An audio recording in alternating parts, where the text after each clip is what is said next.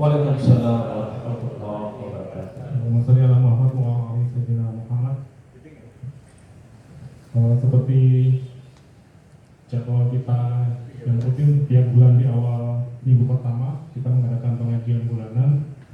Kebetulan hari ini minggu pertama juga di tahun 2022. Mudah-mudahan pengajian pada malam hari ini akan bisa menjadi bekal kita untuk menapaki tahun ke depan yang insya Allah materinya akan disampaikan oleh Ustadz Haji Mahnun Wijaya MA. Beliau tinggal di Pondok Cabe dan beliau juga masuk pondok pesantren Tahfiz Quran.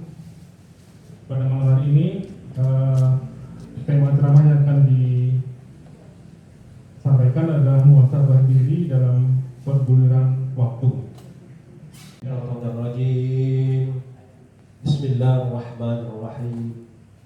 Assalamualaikum warahmatullahi wabarakatuh. Alhamdulillahilladzi anzala ala abdihi kitaba wa lam yaj'al lahu iwaja qayyiman liyundhira ba'san shadidan min ladunhu wa yubashshira al-mu'minina alladhina ya'maluna as-salihati anna lahum ajran hasana maqithina fihi abada. Asyhadu an la ilaha illallah wahdahu la syarika lah wa asyhadu anna Muhammadan abduhu wa rasuluhu la nabiyya ba'dah. Rabbi shrah li sadri wa yassir li amri wahlul 'uqdatam min lisani yafqahu qawli. Ya arhamar rahimin irhamna ya dzal jalali wal ikram. A'udzu billahi minasy syaithanir rajim. Bismillahirrahmanirrahim. Ya ayyuhalladzina amanu taqullaha wal tanzur nafsum ma qaddamat lighad wattaqullaha innallaha khabirun bima ta'malun. Shadaqallahul adzim. Hadirin rahimakumullah, mari kita tahtinya mengucapkan rasa syukur ya kepada Allah Subhanahu wa taala. Alhamdulillah di masjid ini tiap bulannya ya minggu pertama ada pengajian, insyaallah luar biasa. Mudah-mudahan amal ibadah kita pada kesempatan ini kita mengkaji insyaallah ya ayat-ayat suci Al-Qur'an akan mendapatkan ridho, amal ibadah kita diterima oleh Allah Subhanahu wa taala. Dan kita tidak menyadari bahwa bertambah usia kita, pada dasarnya bertambah umur, usia kita berkurang. Kita suatu saat pasti mau tidak mau dia akan menghadap Allah Subhanahu wa taala, meninggalkan dari kehidupan dunia. Maka dari itu ya dengan 2022 ini kita muhasabah dengan perguliran waktu sebagaimana sudah disebutkan oleh MC tadi Pak Samsul ya. Introspeksi diri, merenung apa yang pernah kita lakukan, apa yang pernah kita lakukan yang dilarang oleh Allah, apa yang pernah kita perbuat yang Allah ridho kepada kita. Maka Allah mengingatkan kepada kita orang-orang yang beriman, Allah panggil. Sebagaimana saya tadi waktu imam tadi dalam surat 59 alasan ayat 18. Boleh kalau bapak-bapak yang bawa Quran atau mungkin yang di HP-nya itu ada kan Qurannya, kita sama-sama baca. Jadi kita, kalau saya biasanya ngaji, saya sebutkan ayatnya, suratnya, ya, suratnya, ayatnya, jadi kita baca sama-sama. Jadi bukan kata saya, ini loh. Ayyuhalladzina amanu taqullaha wa tanzur nafsum ma qaddamat lighad wattaqullaha innallaha khabirum bima ta'malun.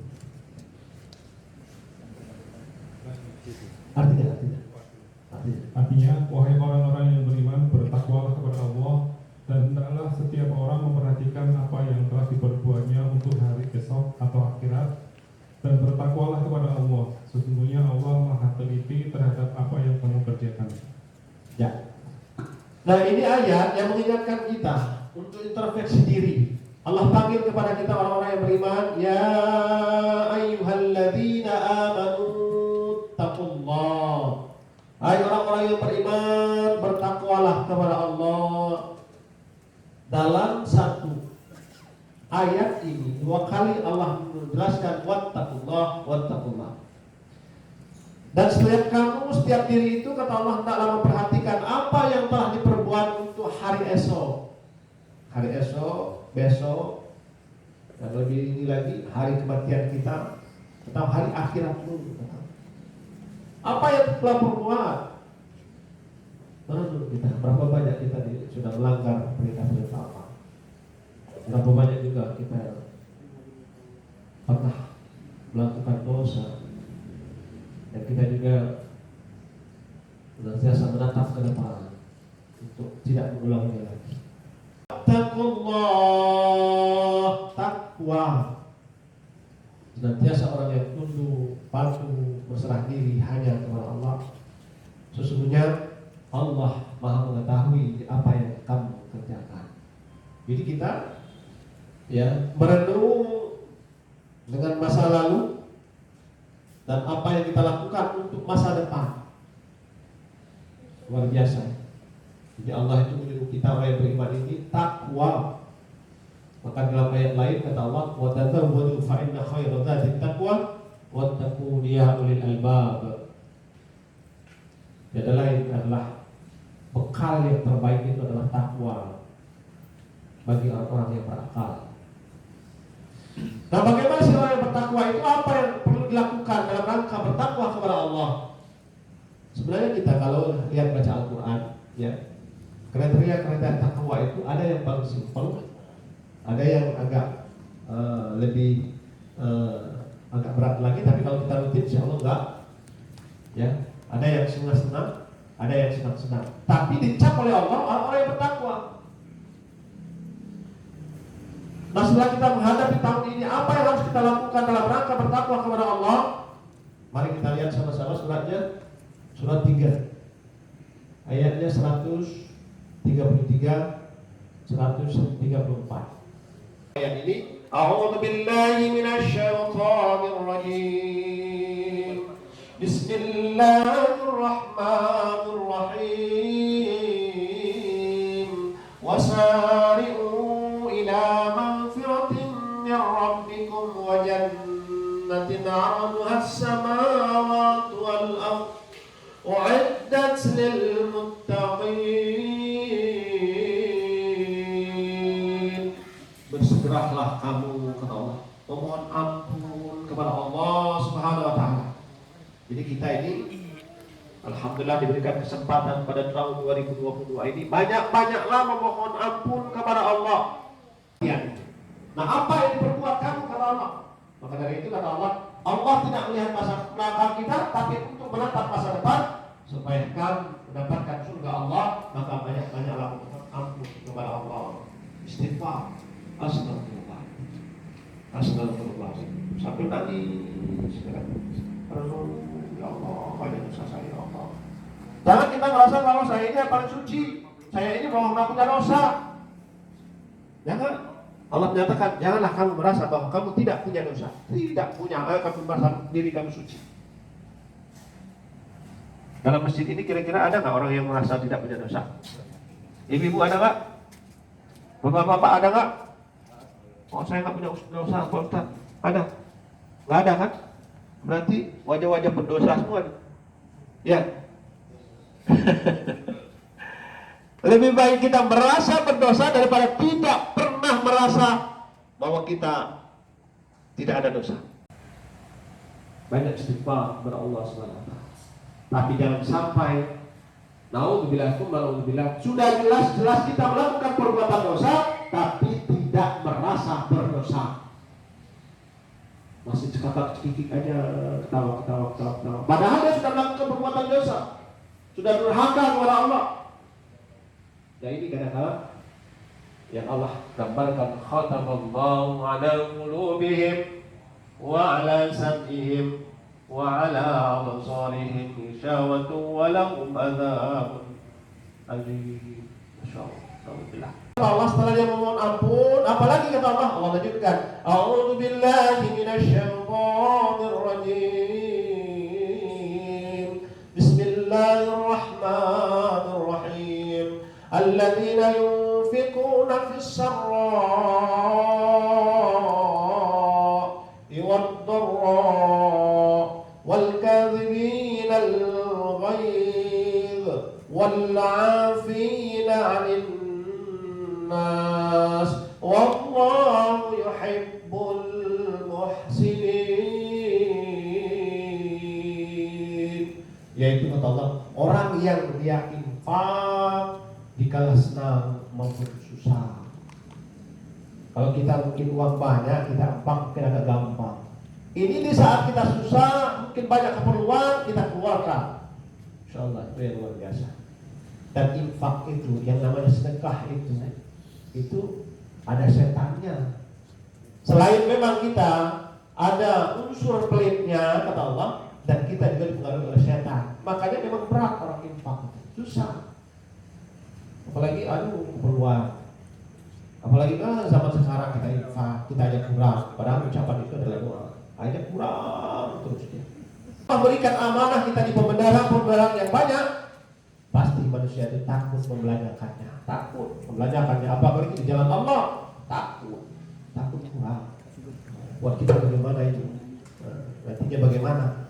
Dan memang kata Allah, sifat manusia itu adalah sangat kikir sekali. Makanya kalau kita ngaji Al-Quran ini, kita mengetahui rahasia kita masing-masing. Berarti apa rahasia kita ini? Pelit. Jadi kalau ada orang yang pelit itu nggak usah diomongin. Memang itu memang sifatnya manusia. Tapi kalau orang yang bisa yang mampu membelanjakan hartanya di jalan Allah, wah itu yang luar biasa. Kalau dia pelit memang sudah biasa. Memang itulah wataknya manusia. Allah ceritakan lagi watak manusia dalam surat 70 Al-Ma'arij ayatnya 19. Ya, silakan. Inal insana khuliqa halu'an. Ya. Sesungguhnya manusia diciptakan bersifat keluh kesah lagi kikir. Nah, terus lagi. Asli ya, Pak ya? 20 tadi. Ya. Apabila ia ditimpa kesusahan, ia berkeluh kesah. Nah, terus. Dan apabila ia mendapatkan kebaikan, ia amat kikir. Ya, enggak. Nah, inilah sifat manusia. A'udzubillahi minasyaitonir rajim. Innal insana khuliqa halu'a. Sesungguhnya kata Allah, kami menciptakan manusia itu dalam keadaan keluh kesah, lagi kikir, lagi pelit, lagi medit, lagi jedit. Jedit itu bahasa Sumatera. Dan apalagi kata Allah sifat manusia itu, wa idza masyaw sarru jazua. Apabila dia mendapatkan masalah, tambah berkeluh kesahnya, tambah gundah gulananya, tambah bingungnya, tambah gelisahnya. Waduh, kalau kembali bagaimana ini, kalau lu enak. Itu gara-gara gitu biasanya kalau dia lagi masalah. Dan sifat manusia lagi kata Allah, wa idza masyaw khairul manua. Dan apabila dia mendapatkan rezeki, mendapatkan kebaikan-kebaikan, sangat pelitnya, sangat meditnya. Nah ini sifat manusia. Tapi ada yang tidak demikian kata Allah. Siapa yang tidak demikian itu mudah-mudahan kita semuanya. Tapi ini kriterianya yang tidak demikian itu apa? Illal musallin. Allah lanjutkan ayat tadi. Kecuali orang-orang yang sholat. Nah, lihat, sholat enggak ya. Orang kalau dia enggak sholat, dia enggak berhubungan kepada Allah, yaitu sifatnya kikir, pelit, medit. Kalau dia mendapatkan masalah, tambah keluh kesahnya. Mendapatkan kebaikan, tambah pelitnya.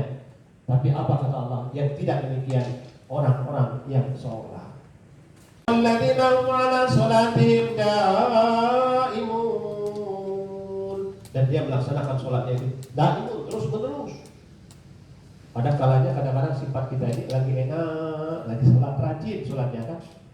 Ada kadang-kadang lagi nggak enak, wah, baru-baru mau sholat. Atau kebalikannya, lagi susah, lagi nggak enak rajin sholatnya, pas giliran senang nggak mau lagi sholat. Nah yang tidak demikian, yang tidak keluh kesah, yang tidak pelit itu kata Allah, dia walaupun bagaimana keadaannya, dia tetap sholat. Sholat itu penting sekali. Tapi tidak cukup dengan dia sholat saja. Apa kata Allah tadi? dia di dalam hartanya ada hak orang lain yang di situ, meminta maupun tidak meminta. Lisa ini wal mahrum, yaitu orangnya aktif tadi, bersedekah, berinfak. Jangan sampai kita kadang-kadang ya orang yang minta saja yang dikasih, apalagi yang tidak meminta.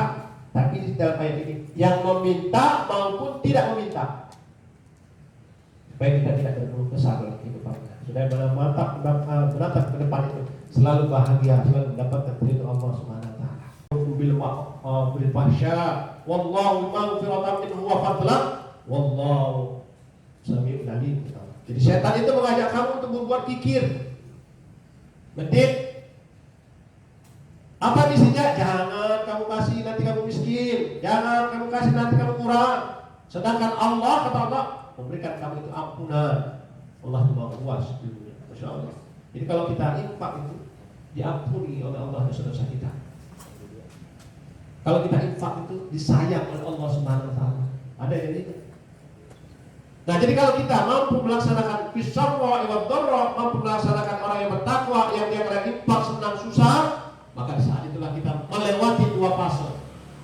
Yang pertama memang sifat diri kita memang pelit, yang kedua kita melewati gangguan setan. Makanya biasanya orang kalau sudah infak langsung dia ada kepuasan sendiri, senang rasanya kan, enak.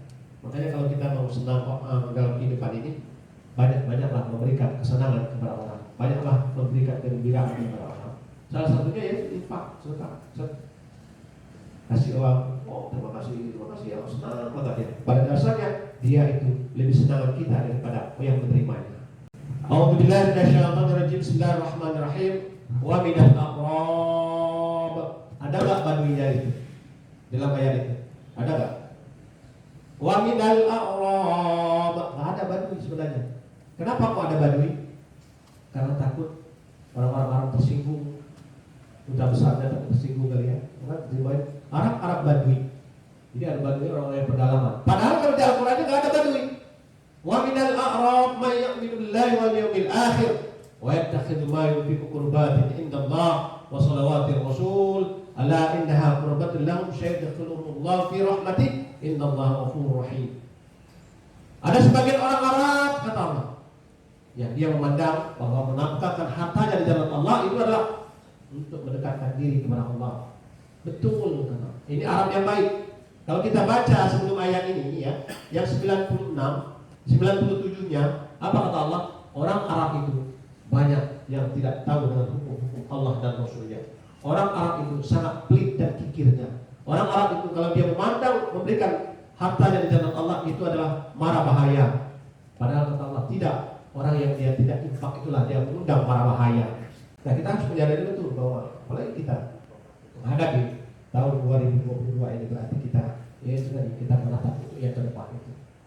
Ya sudah, tapi yang ke depannya. Dan yang lebih hebat lagi apa kata Allah? Orang yang dia istighfar, lapang sempit dia infak, tadi efeknya dia memaafkan kesalahan orang lain dan dia menahan amarahnya. Dan di ujung ayat tadi apa kata Allah? Wallahu yuhibbul muhsinin. Allah mencintai orang-orang yang berbuat demikian.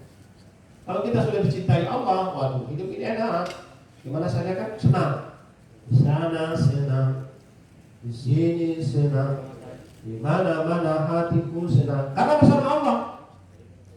Coba kalau kita nggak bersama Allah, waduh situ susah, situ ngeluh, situ aduh nggak ada ketenangan. Kita baca surat Fatihah. Nah ujungnya itu kan Inna Allah yuhibbu man kana mukhtalan fakhura. Sesungguhnya Allah tidak menyukai orang-orang yang sombong lagi membanggakan diri. Siapa orang yang sombong itu?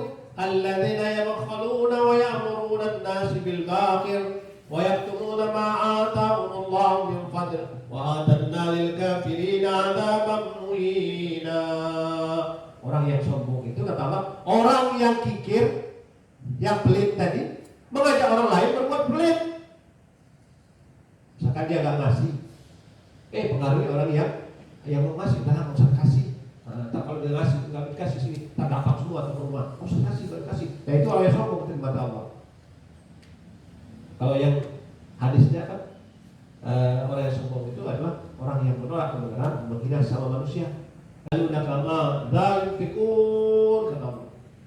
Jadi para sahabat itu bertanya kepada Rasulullah, kepada siapa sih kami salurkan infak kami ini? Ya Rasulullah mungkin belum jawab, tapi disuruh kul ma anfaqtum kata Allah. Infak itu berikanlah wabil walidain kepada kedua orang tua. Kedua orang tua kalau kita masih hidup itu harus kita kasih uang dan kita mengharapkan warisannya aja. Pada rezeki kasih orang tua. Ini ayatnya. Dan kepada siapa lagi? Karib kerabat yang kurang mampu, yang memerlukan pertolongan kepada kita, kasih. Siapa lagi kata Allah? Anak-anak yatim. Siapa lagi? Orang-orang miskin. Orang-orang yang di jalan Allah. Siapa sih orang-orang yang di jalan Allah itu? Bisa ke marbot, masjid, guru-guru TPA, ya, guru-guru agama, ustaz, jangan mentang-mentang ya ustaz, enggak, memang itu adalah haknya ada. Rahmanirrahim, masalul ladzina yunfikuna amwalahum fi sabilillah kamathali habbatin ambatat sab'a sanabila fi kulli sumbulatin mi'atu habbah wallahu yudha'ifu liman yasha' wallahu wasi'un 'alim. Jadi perumpamaan orang-orang yang menafkahkan hartanya di jalan Allah bagaikan sebutir benih. Nanti dia akan menjadi 7 biji. Setiap bulir ini dia akan mendatangkan 100 biji. Jadi kan 100 biji berarti 700 biji. Jadi kalau orang yang infak 1000 dibalas oleh Allah 700.000. Sejuta berapa harus juta? 700 juta. Lihatnya jam dulu 700 juta, 5 juta. Masya Allah. Wallahu yudha'ifu liman yasha'. Allah melipat gandakan bagi siapa yang dikehendakinya. Berarti lebih dari itu balasannya. Karena Allah itu Maha luas ilmunya. Apa yang kamu ucapkan itu sesuai. Apa yang terjadi pada dirimu itu sesuai apa yang kamu ucapkan. Makanya kalau kita selalu ucap itu bisa akan menjadi kejadian.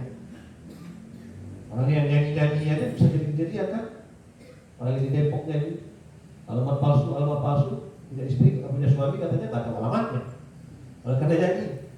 Ya ada lagi yang kemarin untuk yang meninggal katanya, wahai jandaku, carilah jodoh yang lain. Akhirnya cerai. Jandanya juga cari jodoh yang lain juga kan? Jadi ucapan doa. Jadi ada orang yang, wah saya nggak mau nyanyi katanya yang agak kurang baik. Kenapa? Biasanya kejadian. Ya memang begitu kejadian. Memang agak sumpah Allah. Nah hadirin rahimakumullah, kembali kepada surat ayat 3, ayat 133, 134, 135-nya. Apa janji Allah? Kalau kita sudah melaksanakan itu, a'udzubillahi minasyaitonir rajim. Bismillahirrahmanirrahim. Ulaika jazaohum maghfiratun min rabbihim wa jannatun tajri min tahtihal anharu khalidina fiha. Wa ni'ma ajrul 'amilin. Silakan Bu, artinya. Yang banyak istighfar kepada Allah. Jangan lupa kita kalau dapat rezeki ya, infak, dalam keadaan senang, dalam keadaan susah. Dan apalagi kata Allah nanti efeknya kita dalam kehidupannya kita mampu menahan amarah, memaafkan kesalahan orang lain, dan kita dicintai oleh Allah. Dan apabila orang itu kata Allah dia selanjutnya melakukan perbuatan dosa, dia cepat istighfar. Dia berprinsip bahwa Allah yang mengampuni dosa-dosanya sehingga dia tidak mengulanginya lagi. Berarti apa tobat? Orang yang tobat itu iman yang benar, banyak beramal soleh, dan dia menyesali perbuatan itu, dan dia berjanji untuk tidak mengulanginya lagi. Maka orang-orang yang seperti inilah kata Allah, orang-orang yang mendapatkan ampunan dari Allah. Ulaika jazaohum maghfiratun min rabbihim dan wajannatin, dan dia mendapatkan surga Allah, surga dunia, surga akhirat. Apalagi surga akhirat dia kekal di dalamnya. Dan inilah sebaik-baik tempat kata Allah, dan kekal itu, Masya Allah, kekal. Inilah sebaik-baik tempat, kekal. Kalau kita di dunia bahagia-bahagia nggak kekal, ujung-ujungnya kan mati. Atau kadang-kadang sebelum mati bahagia-bahagia, akhirnya sedih, nggak bahagia. Tapi nanti di akhirat itu akan kekal. Dan inilah orang-orang sebaik balasan dari orang-orang yang banyak amal, yang beramal. Mudah-mudahan ya, sebenarnya banyak sekali kalau kita mengkaji ayat suci Al-Quran ini, hubungan-hubungannya, tapi kami ringkas saja ya. Mudah-mudahan apa yang kami sampaikan ini bermanfaat, terutama saya pribadi, Dan kepada kita semuanya ya, mudah-mudahan untuk kedepannya kita semakin ditambahkan nikmat oleh Allah, semakin ditambahkan iman kita, semakin takwakan oleh Allah Subhanahu Wa Taala, dan kita mendapatkan hayatan thayyibah, kehidupan yang lebih baik, mendapatkan rezeki yang banyak, yang halal, thayyibah, mubarakah, dan menjadikan keluarga sakinah mawaddah warahmah, anak kita menjadi anak yang soleh dan solehah. Demikian dari kami. Assalamualaikum warahmatullahi wabarakatuh. Kalau kita harapkan kepada Allah, cara-cara Allah membalasnya bukan kita mengharapkan materi saja. Di luar materi kita tuh luar biasa. Coba kalau kita misalkan sakit atau mungkin kita kecelakaan, itu kan luar biasa, lebih daripada materi. Boleh, ya memang Allah menyuruh kita untuk harapan kepada Allah, hanya kepada Allah kamu yang patut kamu harapkan kepada Allah. Nah, yang tidak boleh itu kita bersedekah nih, ya apa namanya? Wah, saya mudah-mudahan aja orang yang saya sedekah ini dia baik nanti kepada saya. Jadi harapannya kepada manusia. Kalau harapannya kepada manusia, ingat suatu saat dia akan kecewa. Tapi kalau harapannya kepada Allah, Allah maha luas ilmunya. Berbagai macam cara Allah akan membalasnya. Insya Allah dia tidak akan kecewa. Nah, kadang-kadang kita itu bersedekah. Wah, saya bersedekah misalkan 1 juta, nanti akan mendapatkan 10 juta. Ya kan dia meninggalkan Allah. Orang kalau meninggalkan Allah, dia mengharapkan kepada manusia. Kita silakan saja kata Allah. Oh, manusia itu aja yang balas. Akhirnya kecewa, nggak terbalas oleh manusia tadi kan. Tapi kalau dia lillahi ta'ala, Allah pasti membalasnya. Ini sudah janji Allah. Udah dipasrahkan aja. Allah bermacam dengan apa namanya membalasnya. Bisa dia lewat materi, mungkin bukan materi, ya materi mungkin pasti, tapi yang jelas pasti. Nah, adapun orang yang mau meninggal sudah mengaku dia meminta sedekah, itu dalam surat 63 ya, dari mulai 9, 10 dan 11. A'udzubillahi minasyaitonir rajim. Bismillahirrahmanirrahim. Ya ayyuhalladzina amanu la tulhikum amwalukum wala auladukum an dzikrillah wa may ya'mal dzalika fa ulaika humul khasirun. Allah panggil orang-orang yang beriman, hai orang-orang yang beriman, kata Allah, janganlah hartamu, janganlah anak-anakmu melalaikan kamu dari mengingat Allah. Barang siapa yang berbuat demikian, maka dia akan merugi. Nah, bagaimana caranya supaya kita tidak terlalaikan dari gara-gara harta, tidak terlalaikan gara-gara anak? Wa'anfiqu, ayat selanjutnya, ayat sebelumnya, wa'anfiqu mimma razaqnakum min qabli ayat ahadakumul maut fa yaqulu rabbi laula akhartani ila ajalin qarib wa asaddaqu minas sholihin. Infakkanlah di jalan Allah hartamu, kata Allah, sebelum datang kematian di antaramu. Jangan sampai di antara kamu nanti dia mati sudah mengaku mati. Apa permintaannya? Rabbi laula akhartani ila ajalin qarib. Ya Tuhanku, tolong tangguhkan kematian aku ya Allah, sedikit saja. Sedikit saja, mungkin semenit atau beberapa menit. Apa permintaannya? Fa'asaddaqo, agar aku dapat bersedekah, yang menyebabkan aku menjadi orang yang soleh. Mungkin bisa dijelaskan antara kikir dengan kita buat perhitungan gitu Pak ya. Kadang-kadang kita kan suka berpikir ini cukup enggak ya gitu. Nah, antara itu dengan bagaimana ada kebutuhan yang harus segera ditunaikan ketika orang minta tolong terus minta supaya diberi sedekah. Kira-kira bagaimana kita menyikapinya Pak? Dan juga apakah itu juga satu hal yang keliru kalau membuat perhitungan itu Pak? Ya. Nah, mohon penjelasan Pak. Terima kasih. Assalamualaikum warahmatullahi wabarakatuh. Waalaikumsalam warahmatullahi wabarakatuh. Memang sifat kita ini kadang-kadang logika,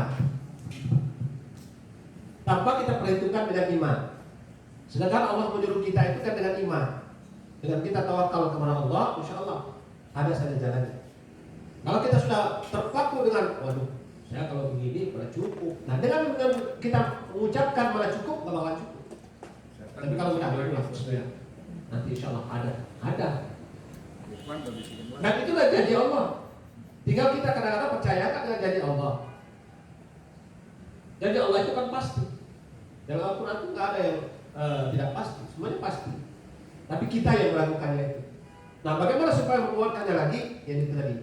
Banyak-banyaklah kita mengkaji Quran. Banyak-banyaklah kita saling mengingatkan, menjadi taklim di bagus, menjadi taklim. Saling mengingatkan kita.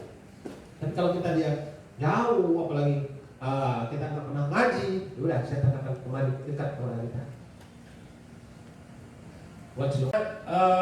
Ada yang bilang zakat profesi. Jadi di saat kita menerima rezeki itu, ya, kita langsung dikeluarin. Nah, berapa pengeluarannya? Kalau kita di surat 8:41 itu, 20%. Jadi 20%. Sekarang 100.000, 20.000. Juta, 200.000. Keluarin. Nah, adapun misalkan zakat sampai nisabnya, tapi kita mendapatkan rutinnya sudah mengeluarkan 20%.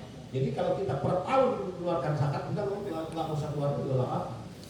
Karena itu sudah termasuk di sini, termasuk zakatnya. Nah, adapun sedekah, ya sedekah itu kapan kita misalkan ada orang di depan kita kasih uang, walaupun kita sudah mengeluarkan, tapi kita tetap aja ngasih. Nah, itu adalah sedekah. Jadi kalau kita sudah rutin mengeluarkan zakat infak itu 20%, yang sudah harta kita sudah numpuk, maksudnya sudah numpuk, sebelumnya sudah kita keluarkan, itu zakat itunya tahunannya enggak. Kecuali kalau kita mempunyai rumah kontrakan misalkan, rumah ini menghasilkan uang, nah uang itu kita infakkan lagi, wajib lagi. 800 juta, 200.000, misalkan begitu kan. Nah, hasil misalkan 800.000 ini sudah bersih nih, infakkan darinya kan.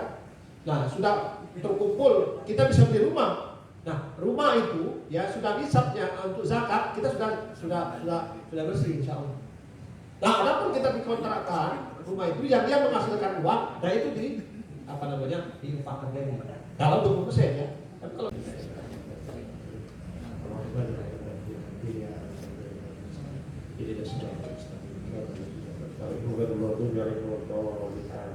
demikian ya. Saya mohon maaf mungkin ada kata yang kurang berkenan. Saya mohon ampun kepada Allah Subhanahu wa taala. Wassalamualaikum warahmatullahi wabarakatuh.